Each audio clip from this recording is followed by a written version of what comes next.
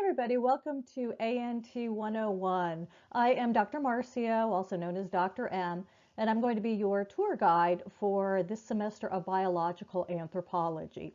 I'm doing this welcome video first because I just wanted you to see my smiling face and to know that I am actually a real person, and that's a picture of me in the field. I'm an archaeologist also.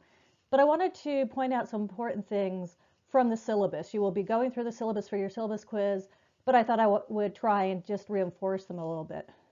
So let's go through these. First of all, your book. Your book is an online free resource. This is great, which means you do not have to purchase it. But I do want to point out that while the quizzes that you take, the little micro quizzes, knowledge checks, are open note, there's no lockdown to them, so you can have your book accessible.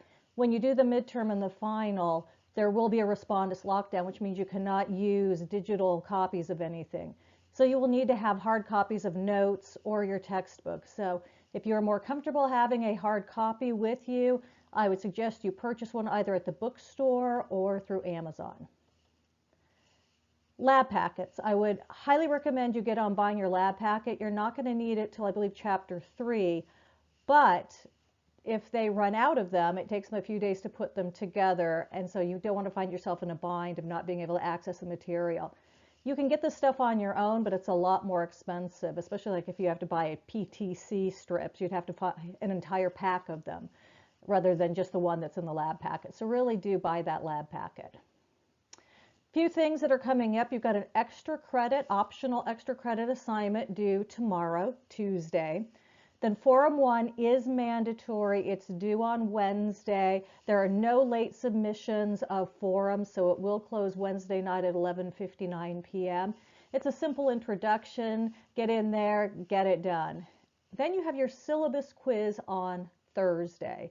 This is required. You will earn extra credit for doing it, but you must do it in order to access the rest of the material. I use this basically as a census activity. Are you going to be participating in the course? So if you do not take this syllabus quiz, I will think that you do not want to stay in the course and I may withdraw you. So please do get in there and take that. And again, it'll earn you extra credit and it will unlock the regular first module. Then after that, the normal pattern for most of the assignments will be a Friday, Sunday, Tuesday due date for the assignments. Your projects, information about the projects themselves will be due on Wednesdays. And then days for the forums will vary, especially when we have a forum right before the exam to talk about the exam and ask questions. So make sure that you're paying attention to the calendar. So things are in a quiz format, except for the projects, but and the forums, obviously, those are in a forum format.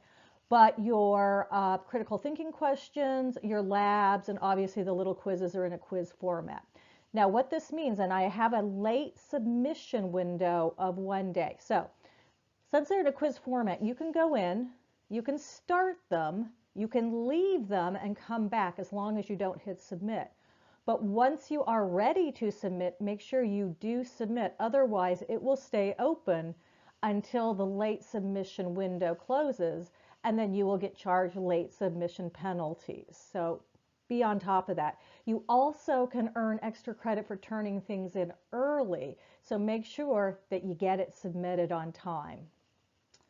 There are going to be 2 makeup windows right before each exam. I'm going to give you an opportunity to make up an assignment or 2. It's not going to be for the projects or the quizzes or the forums, but the labs or the critical thinking questions, I will have a window where you can make 1 or 2 up for up to 70% credit. So you'll see those on the calendar.